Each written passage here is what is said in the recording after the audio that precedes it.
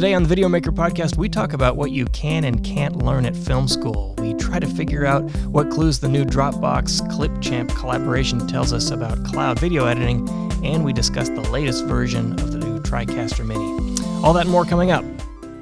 But first, I want to quickly make you aware of Videomaker's email newsletter. It's full of great Videomaker articles covering the art and technology of video production. You'll find how-to articles, articles that cover the concepts and principles of visual storytelling, reviews of the latest video cameras and software, a roundup of the latest video news, buyer's guides that cover everything from camera support, computers, field monitors, and tons more. Plus, if you want to get alerts about our free instructional webinars and receive invitations to our in-person networking events across the United States, the Videomaker email newsletter is the best way to stay up to speed. Sign up today at videomaker.com/newsletter. That's videomaker.com/newsletter. Now, on to the show.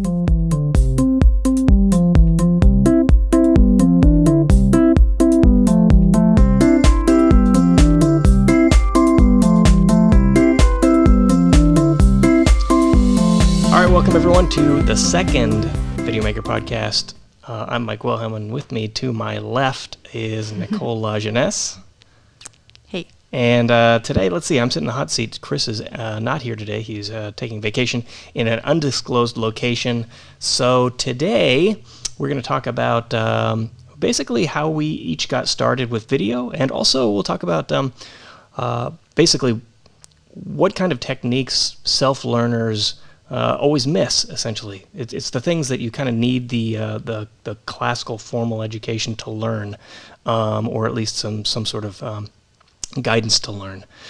So with that, let's just jump right into it, I guess. Nicole, why don't you just give us some background about your history with video and filmmaking? Yeah, so I don't have a ton of experience, practical experience. The most I kind of did video on a regular basis was back in high school, and I was in the ROP video production class for 2 years in high school, and that's where I learned the basics of how to use a camera, and why you need a microphone, why you need special lights or whatever, and just kind of the basics of the gear and how to use it and to put together really rudimentary projects. And then from there, I knew I liked video production and filmmaking, but I wasn't sure if I wanted to go into the production side of things. So I majored in college in film studies. And so I've got kind of a different perspective than a lot of people who went to film school. Even though I studied film in school, I didn't actually study production. So I have that perspective of kind of a more academic look at filmmaking.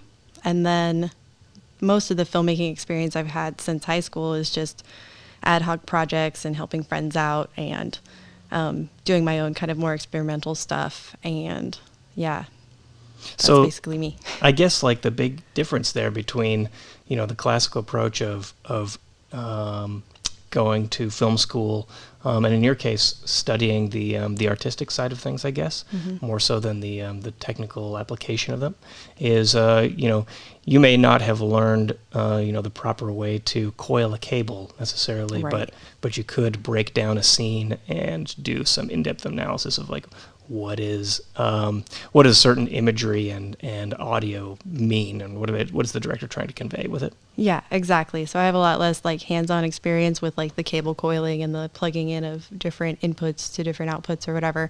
And for me, it's all about more composition and why do you frame a certain shot a certain way, or why do you put these two shots next to each other in an edit and things like that. So kind of the more formal aspects versus the technical aspects. So you made a video essay for us a while back under the category of applied cinema studies, and that's basically your area of expertise, right? Yeah, I guess you could say that. I like that term, applied cinema studies, because it kind of emphasizes where the theory of filmmaking, which has been developing since the late 1800s, meets with what people are actually doing in the field, and so that having that background in theory helps inform the technical choices that you have to make when you're choosing what camera to use and what aspect ratio to shoot in, or stuff like that. If you're going for a certain look, it helps to know what has historically gone into that look and kind of where it emerged from and where it came from. So I think that, some people might say if they're a wedding videographer or they're making, I don't know, corporate videos or something, like, what does this even mean? Why should I even care what someone in 1922 was doing when, I'm making sure that a bride looks good on the video that she's going to put on her shelf for 30 years, right? How do you make that connection, that leap from the theory of it that's been developed over, the last century to something that's today not necessarily classic film? Yeah, I think the rules that have been established, or like the language, I like to think of it rather than like a set of rules, has been developed over such a long period of time. I mean, relatively short in like art terms, but we've grown used to these conventions, and so if you know how to use those different conventions, you can direct your audience to feel certain emotions at certain times, or take certain understandings away from your scenes and the way it's cut together. So if you know how in the history of cinema scenes have been made to feel sad or happy or whatever emotion, then you can use those techniques in your own work and make a more effective film in the end. So that is a good explanation. It's really kind of about communicating with visuals, I guess. Someone put it to me once that even if you don't care about what anyone does in Hollywood or the work that comes out of there, Hollywood has written the language. They created the language essentially, or at least discovered the language of motion pictures essentially, and they're continuing to pioneer new ways to communicate with visuals that is coming out of Hollywood. So if you have no ambition to ever, make a feature-length film, and you want to make corporate videos or wedding videos or what have you, the language that you use to communicate with images has a foundation in the work that is coming out of Hollywood or Russia or wherever it is, right? Kind of the mainstream source. Yeah, and Russia is like a big epicenter for like 1920s film theory. But yeah, I think there's a couple things that I wanted to address. One is like, it's not always nowadays, since everyone can make video, it's a lot like it's accelerated the pace of how that language has developed. And then a lot of the language it's like arbitrary. Why do we think that frame rates of 24 frames a second are more cinematic? And part of it might be truly like a physical thing, but it probably more likely comes down to just that was the frame rate that we could get away with, and film was expensive, and that was the lowest frame rate that you could run without it looking weird and looking shuddery. And so is that a legitimate reason for us to have that feeling of more cinematic is 24 frames a second versus 30? Like, probably. Like, why isn't it legitimate? Yeah, I remember we had this big argument here at Videomaker, and I think kind of the movie fandom at large had this argument as well back when the first modern Hobbit came out. It was 48 frames per second, and there's a lot of people who were just like, this is the soap opera look, I hate it, please switch back to 24, or I'm not going to watch it unless it's in 24. And I do think this is like a psychological thing. We've all been habituated to associate 24 frames per second with big budget movies, and 30 plus frames per second with soap operas and cops and stuff, right? Yeah, and so it's like a subtle thing, but if you can understand even that little bit of history, then you can make it a more informed choice about your frame rate or whatever other setting you're trying to choose. Right. So you and I have had opposite experiences, I guess, in terms of our exposure and how we came into this industry.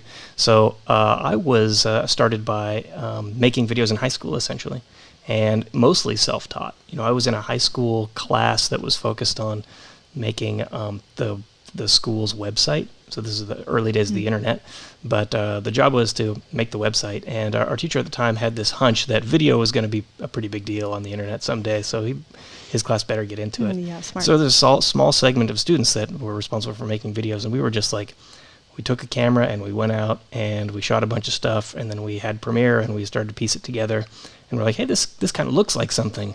And just by accident, we fell into storytelling with video, and that's kind of like where it went from there for me. I did go to school and took a media arts and learned formally filmmaking, but at the same time, a lot of my experience making videos and films is just self-taught. I learned the theory, but I had to go out into the field with a camera and kind of teach myself things like the exposure triangle, right? Like composition. Composition I did learn in school, but the really technical things of like, diffusing light, for example, is just going out there and experimenting. Yeah. And, I guess looking back, it's a shame that that's the way it turned out, considering I paid a bunch of money for a formal education. And I learned a lot of theory, but was self-taught everywhere else. I think my story is kind of common, but... yeah. And I think a lot of people, maybe not in this generation, but even like in the generation in school now, probably there's limited resources towards arts, and since video is kind of, you have to have a lot of gear and stuff to start off. So I feel like that class isn't offered to younger, even in community colleges or colleges. Like it's a more rare track to follow.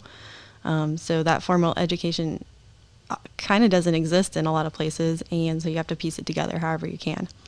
Yeah, I think that you could hypothesize, I guess, that maybe there are just fewer people who are willing to teach the theory side of filmmaking, and more people who are prepared to put cameras in students' hands. In my experience, I went to community college and had a lot of hands-on experience, and then went to university and had a limited amount of experience. But in my university education, we did watch a lot of movies and we studied films, but we didn't do much like actually picking up the camera. And when we did, it was unsupervised. It was go out and shoot some stuff and bring it back. Right.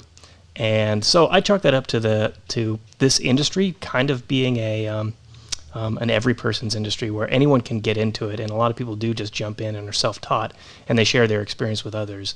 And so you tend to pick these kinds of things up in community colleges and the like. Not to say that community colleges don't also teach theory. I did take some film history classes in community colleges that were quite good, but I also took a lot more hands-on classes. I think it really depends on the individual college or university or even high school, what's offered. So if you get lucky and you happen to live near a place where they have really robust media arts program or video production program, then you should probably take advantage of it and at least take a couple classes. Especially community college is pretty affordable. So, but yeah, sometimes it's just not there. So maybe we could dive into sort of a few of the techniques or concepts that are just either hard to learn in film school or hard to learn if you're trying to teach yourself how to make video or film. Nicole, do you have anything that's sort of top of the list for you in that regard? Yeah, I wrote down a few things, but the top of my list, and I think the most obvious one, is just like the general terminology of like video production and filmmaking. And that's something you might pick up if you're hanging out on set with somebody more experienced, or you might pick it up from like movies or behind the scenes, whatever. But that's something that, like, unless you encounter it directly, you might not even know that word exists until it's, in one of your instructions or something. Yeah, so there's a lot of terminology that you would pick up that are technical, I guess, because you're just sort of talking to, your fellow filmmakers about whatever's in front of you. But maybe some more conceptual type terms that there's a word for something that you're doing and you just don't know that word exists. Yeah, like if you don't know a certain kind of shot is like, I don't know, the cowboy shot or something is like, that's a thing that other cinematographers might understand, but if you don't know that name of it, you might spend more time explaining what you want. So stuff like that, but also just stuff like more technical terms that if you don't bother looking up because you don't have to know it explicitly, then you just never will actually learn. Like, what is log shooting? What is log? What does that mean? Like, what it looks like when you put it in log shooting on your camera or whatever, but you might not know why it looks that way or what it's actually doing unless you look it up for yourself or somebody tells you. So that's one of those examples of something where if you just have your camera and you take it out and you're shooting video or you're making a movie, you might never learn about what log is. You might maybe see it in a menu, I guess, as you're flipping through. And then likewise, if you're an institution of higher education, your professor might not bring up the word log because it could be just like too granular of an idea for university courses. Right, depending on how in-depth your program is. Like I know if you're taking like the cinema major MFA at San Francisco State, you're probably going to learn all about your camera. But even then, maybe not. I don't know. But I assume like the level of depth is going to vary from program to program, and like the focus is going to vary. Some programs are going to be more interested in the theory side and like the more long-lasting lessons, and then I think the more maybe it's a tendency of like community colleges or vocational programs, but that's where you're probably going to get the more practical, technical stuff. Yeah, I'd imagine in this case, you would learn those terms the more exposed you are to, other people who are actively working in the field. Yeah.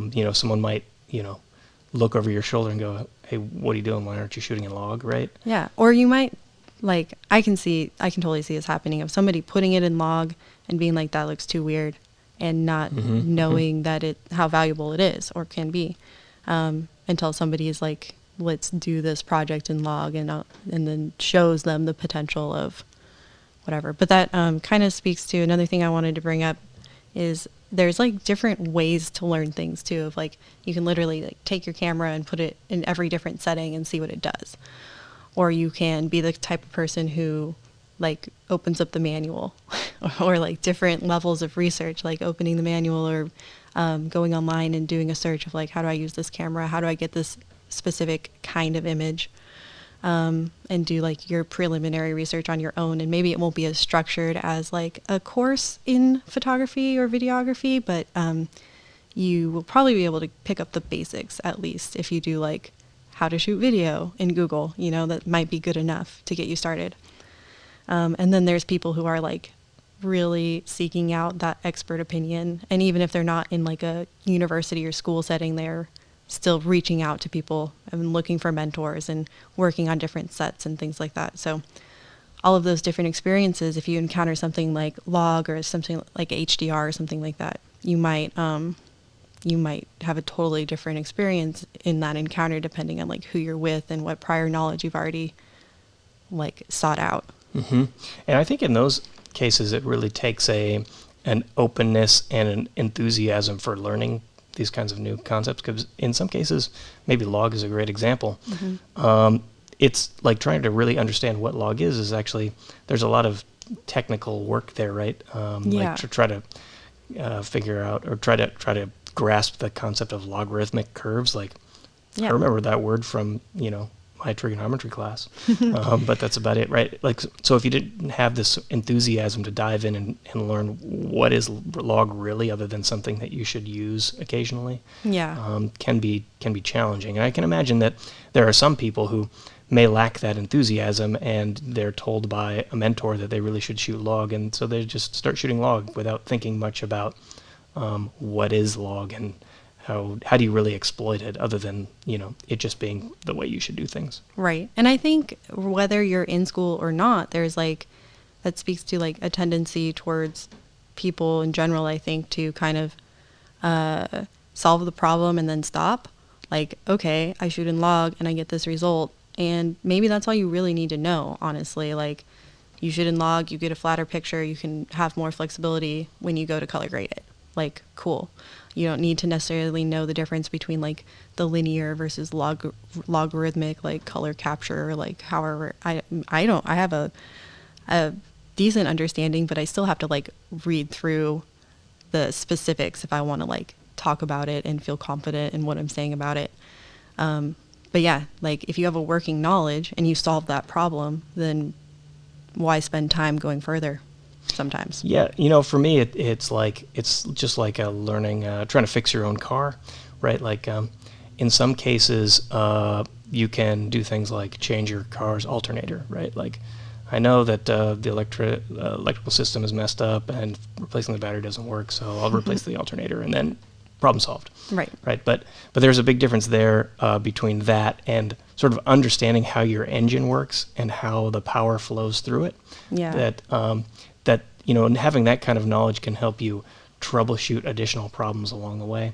And log is not necessarily a problem that needs to be solved, but sort of understanding how things work allows you to, I think, be more inventive with solutions. Yeah. And it allows you to obviously, improvise a little bit easier when something comes up. And be more effective too in those improvisations, because if you're like just guessing and like unplugging cables and like trying to get it to work, and it works this one way, but maybe there's like 5 extra steps in there that aren't needed. And if you knew the actual like signal flow or like whatever you're trying to solve, you might have seen an easier solution, like without all the trial and error. So that's where that comes with experience too. But if you're just starting out and you are learning it on your own, then you're going to have to go through that trial and error and experiment, and then hopefully remember for next time what you did. Yeah, so I think in other cases, there is a type of learning that you do where maybe it's trial and error. Maybe you just are making films for a while and you sort of stumble in on something, but you don't exactly know that it's a thing, right? So one example that always comes to mind for me is the psychology of eye lines. I loved it when I read this. I think we published an article a while back. I think it was written by Chuck Peters. Yeah, it was. Loved this article. And it's this idea that, when someone is on screen, who are they talking to, right? Are they talking to another character, or, either a character on screen or off screen, or are they talking to you, the viewer? And the idea that you shouldn't switch back and forth, at like just arbitrarily, right? So the idea is if you have your subjects talking into the lens, they're talking to the viewers. And so you shouldn't just cut away to another shot of them looking away from the lens. And you see this a lot of times in commercial testimonials where they cut from a shot straight ahead looking into the lens to another shot kind of on the side where now you're like an observer of an interview. Right. And I didn't know that was a thing, right? But I kind of had this sense that certain types of talking heads looked better than others, but I didn't know that part of that was the psychology here, there was this sort of subconscious thing happening where when the camera switches from a window, let's say the window to the soul or something like that, the two-way mirror. Yeah. When you're looking into the lens and you're looking at the viewer on the other side, switching between that and the fly on the wall perspective back and forth is like psychologically, destabilizing, I guess, or something. Yeah, and I think that totally ties into this idea of we have these conventions that are built up, and a lot of times, like this whole idea of the fourth wall, which comes even prior to cinema, of like we expect to be watching in like normal narrative cinema, we expect to be watching a scene and the characters not to be aware of us. And anytime that changes, then it is meaningful in some way. So that's a technique that you have to use like consciously rather than just aesthetically. I mean, I guess you can, but to me, when commercials or like whatever testimonial videos switch between that, it's like they're showing the artifice, and maybe you can interpret that in different ways, but like they're breaking you out of this like one point of view where someone is addressing you directly and then showing you, oh, this is an interview that's happening in this whole other space. It shows you something different, and how you use that is like up to the filmmaker, I guess. Yeah, I just have this hunch that, and actually not a hunch because I've done this myself, that choice of switching between the two-way mirror and the fly on the wall shot is often done just because of aesthetic purposes. Yeah. Like, the person who's directing it or editing it thinks that this makes this scene a little bit more dynamic than sort of sticking to one perspective or sticking to, all fly on the wall or all two-way mirror. Right. Because, I mean, we are taught I don't know, maybe we just inherently know variety is more interesting. And so any way to add variety, it's hard to do that when you're doing like a newscaster style presentation. Like what other shot do you cut to? it's basically like another form of B-roll at that point. But yeah. So the newscaster is the perfect example, I think, of a format that has been honed over decades. If not, let's see, the talking head news hasn't been around for 100 years, but probably coming up on 100 years soon. But newscasters, they never cut away to, a fly on the wall shot unless literally the news anchor's attention is being pointed elsewhere. It's no longer engaging in a conversation with the viewer. They're turning to their co-host and having a little chit chat while, you're seeing the behind the scenes view.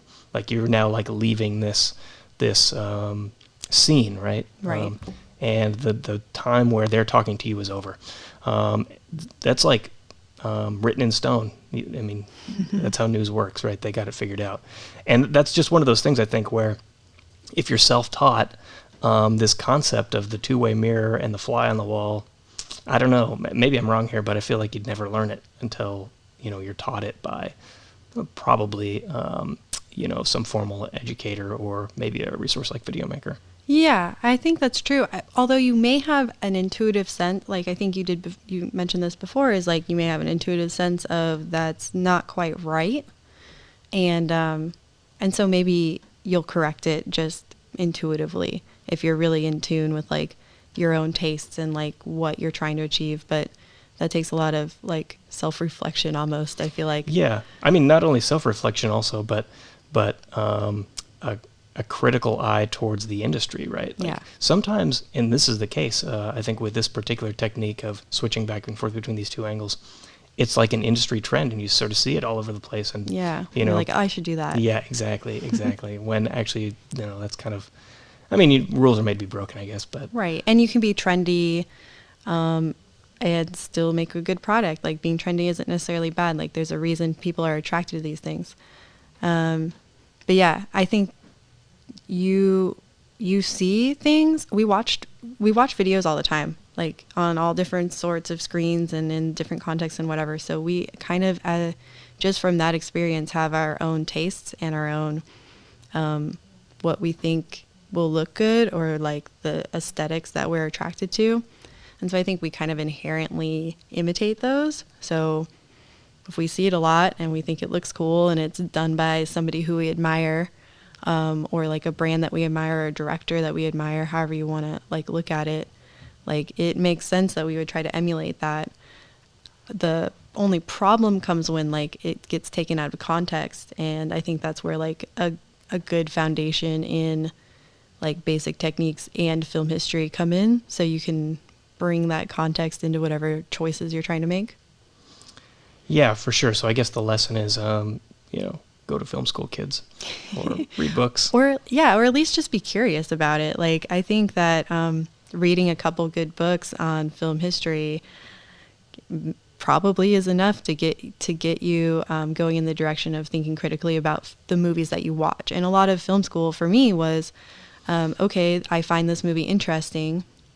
I'm going to write a paper about it. So let's look at it very, very closely and pick apart all the techniques that are used. And I took a formalist approach on most of my work. So it was like very much like, why is this shot next to this shot? Why did they use this color here? Is this color a motif throughout the film? Like I focused a lot on color too. So, but you can do that on your own. Like, it helps to have the foundation of all these theorists who have come before you, but if you take the time to really examine a movie or a scene or a TV show that you like, then you can get a lot of the same benefits just by being like that observant. Mm-hmm. So, Nicole, do you have anything else on your notepad there that are other techniques that people should know about?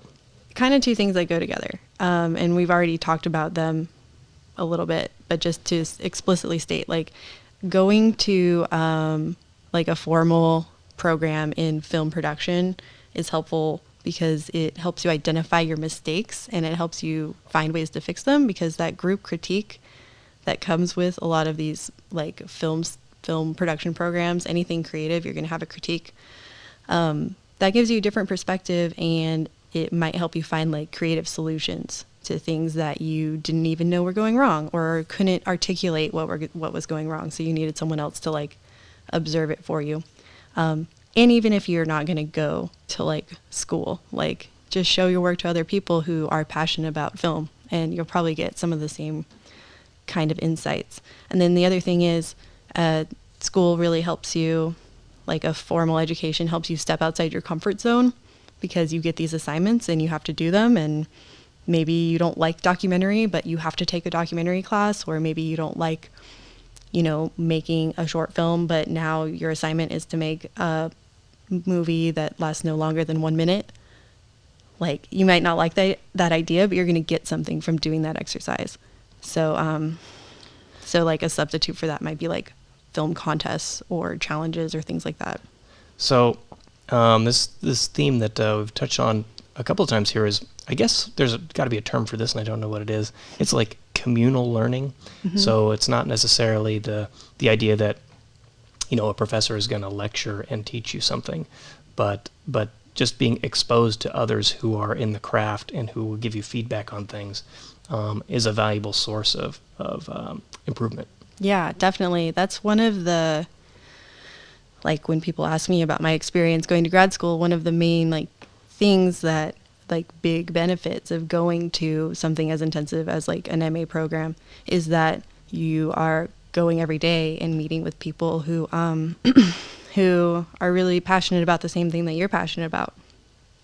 So that's just a really cool experience, and you get a lot out of that. So that's kind of a built-in community by going to class, whatever, every day. But you can seek that out on your own through different filmmaking communities online, or in your own community, or whatever, in your own town. Okay, well, maybe that's a good spot to just sort of pause and take a quick break and come back and talk about some current events, eh? For years, Videomaker has been producing quality video training to help you take your video skills to the next level. Now you can access it all with a Videomaker Plus account.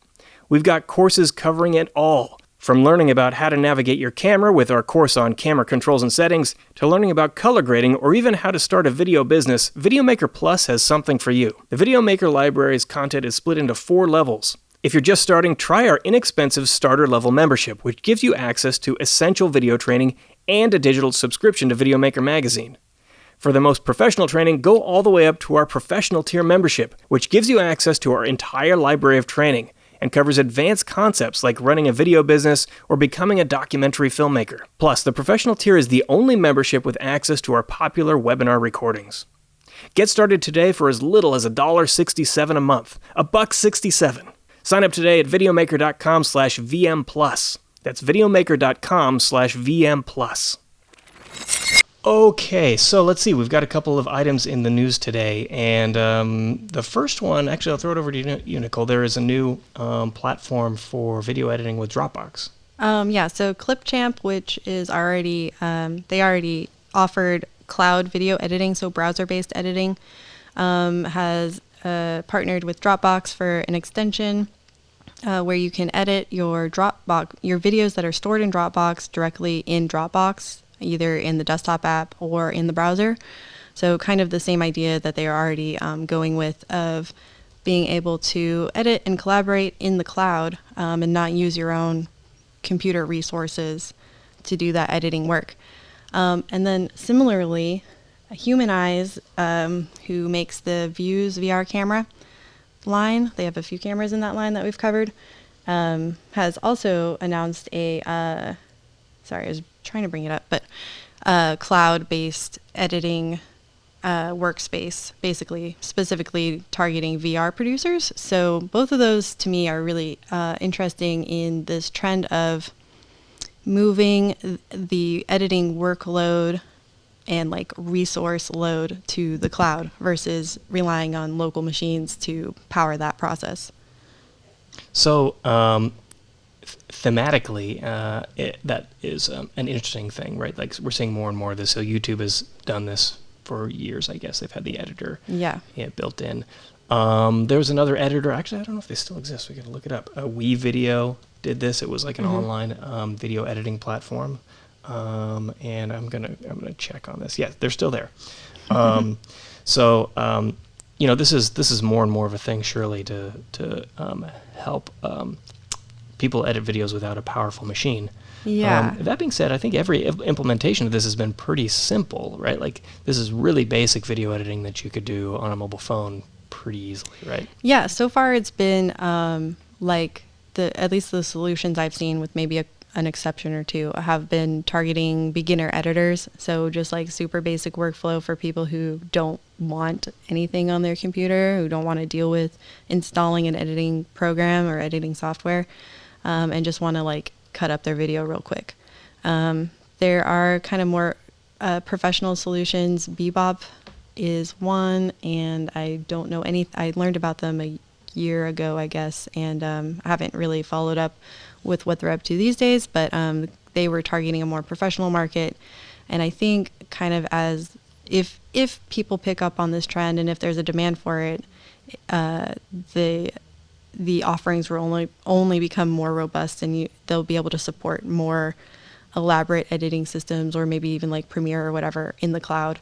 You see that the same trend is going on, like a parallel trend is happening in gaming too, where more companies are offering cloud-based game streaming so that you don't have to have a powerful computer to play AAA level games. So I don't know. I think it points to a trend of fewer people owning powerful desktop computers, and I don't know what that means necessarily.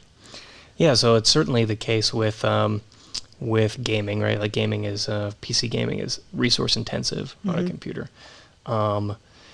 Editing, at least where we are now, the online software, like I said, is pretty rudimentary. But I can see, someday, I guess, some services that empower resource intensive editing. So yeah, if they're focusing on 8K editing, for example, maybe. Well, I think the second story on this theme is the Humanized Cloud editing platform launch. I want to look up the exact name,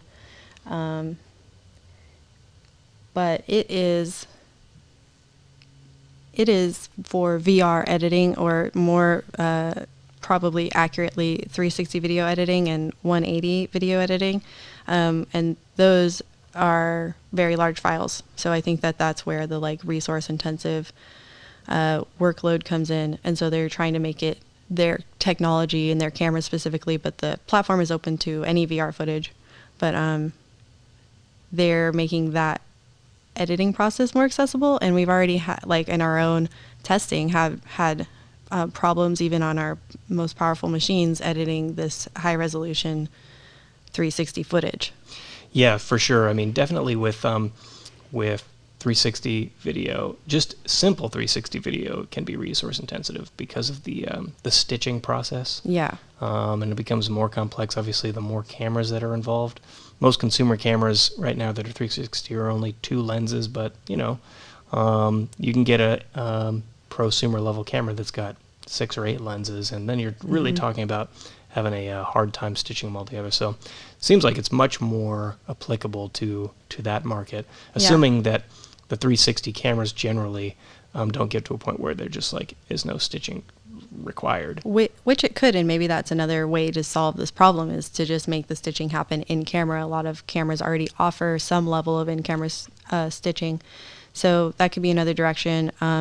It could just be that our phones and our laptops and our just computers in general, the hardware gets cheaper, so then hardware that can support this kind of resource-intensive editing is more available.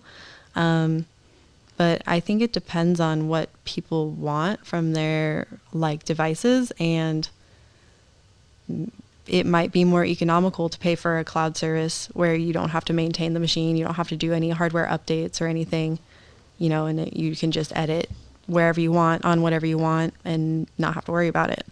It seems like Adobe would be wise to offer a service like this, right? So you could use Premiere or After Effects inside of a browser or something. Yeah, and they're already moving towards multi-platform accessibility. With Rush is a good example where you can do cross-platform editing and go back and forth between desktop and whatever mobile device you want to use. So that's kind of in the same vein of you don't have to be tied to this desktop computer to do advanced video edits. Also, they're bringing Photoshop is available now on iPad, a complete Photoshop version. It's everything that Photoshop does on a desktop, but you can now do it in iPad. And they're bringing the same thing for Illustrator next year.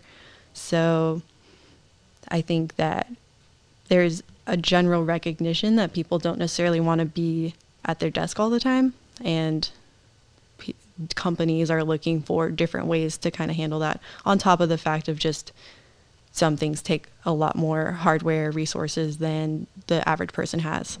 Yeah, so in that case, still the computing power is happening inside the iPad, right? Yeah, so the iPad Pro obviously is a super powerful mobile device for how compact it is.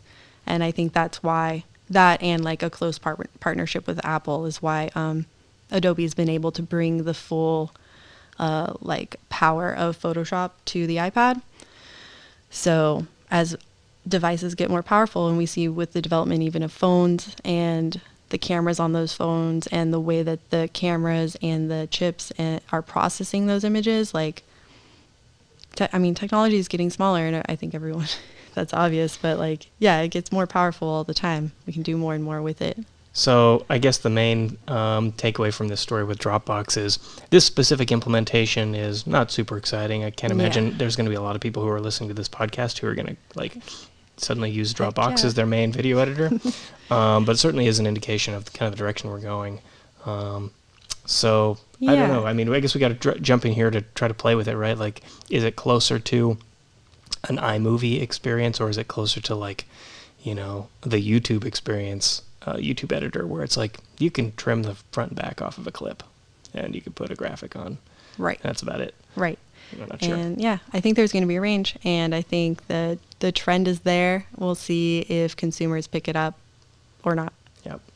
Okay, so the other item of news is actually, as we're recording this, the embargo has not lifted. By the time it releases, the podcast is out, then the embargo will be lifted. Is that New Tech has announced a new TriCaster Mini, which, I don't know, a lot of people might not be interested in this, but I'm pretty excited about it. We use right now a sling for this live. No, it's not even live to tape stream. Yeah. We have an older TriCaster Mini, and it kind of bit the dust a while back, so happy to see a new one out. So the big difference here is that it ditched all the HDMI inputs. So to connect your cameras, you use Ethernet RJ45 cables.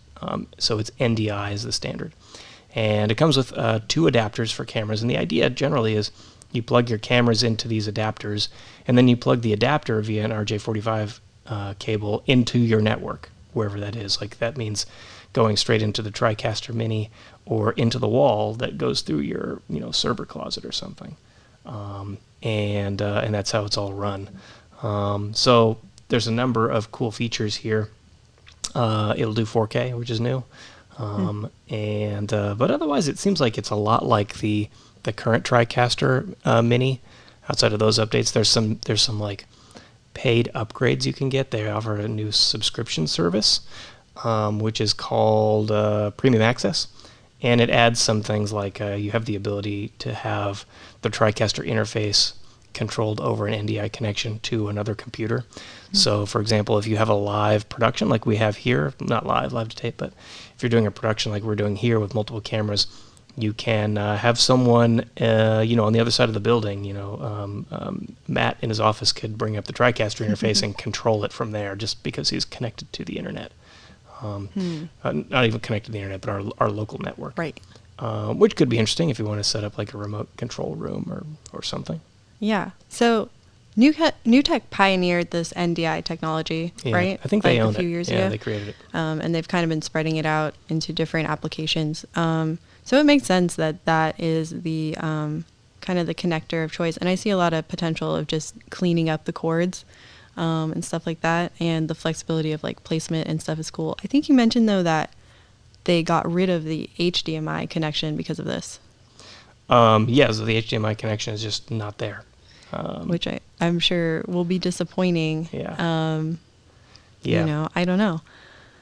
Maybe NDI, why do you need HDMI? That's probably the thought process, is why do you need HDMI if you have NDI?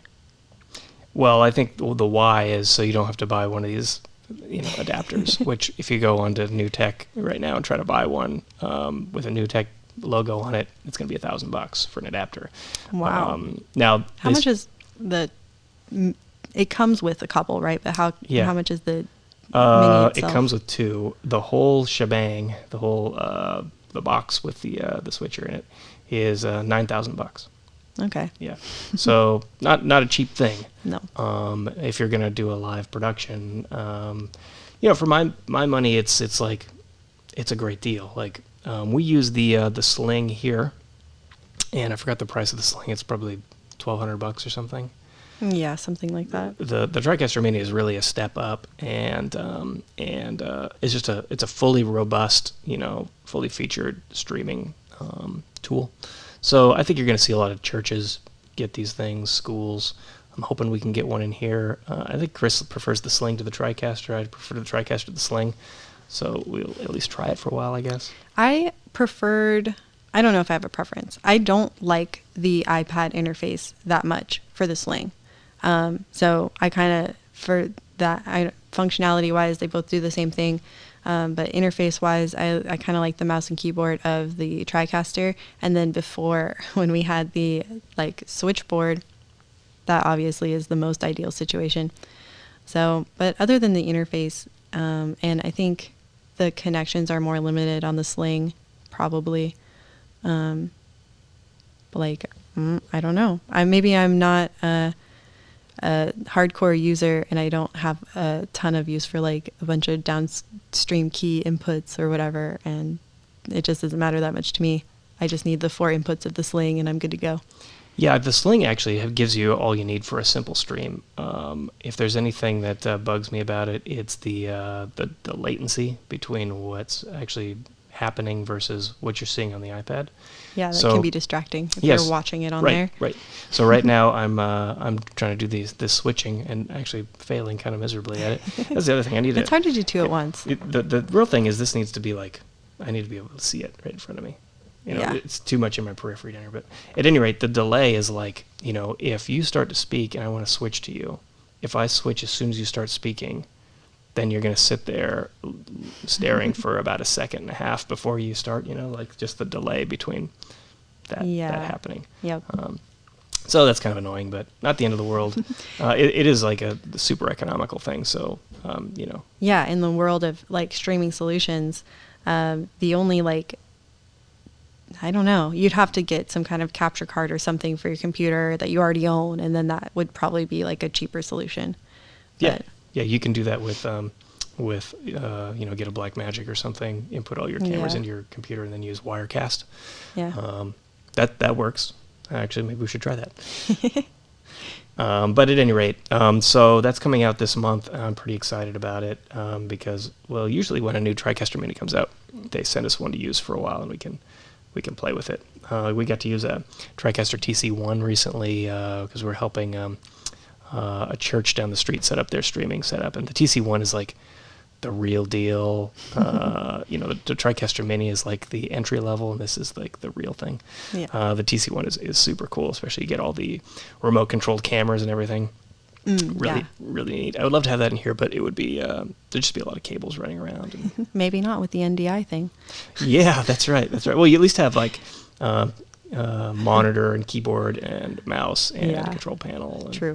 And it's not the TriCaster Mini is a small PC in size. It's a little box, like a tower. Right. And the TC1 is meant to be rack mounted. It's a big flat thing, so it would go here as the surface of the table, I guess, or something.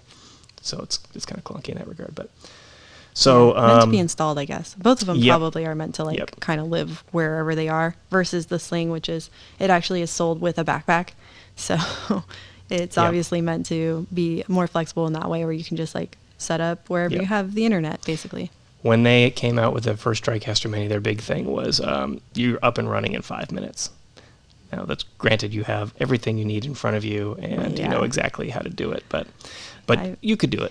I feel like any live stream that I've ever participated in is definitely not ready in 5 minutes. Yeah. Yeah.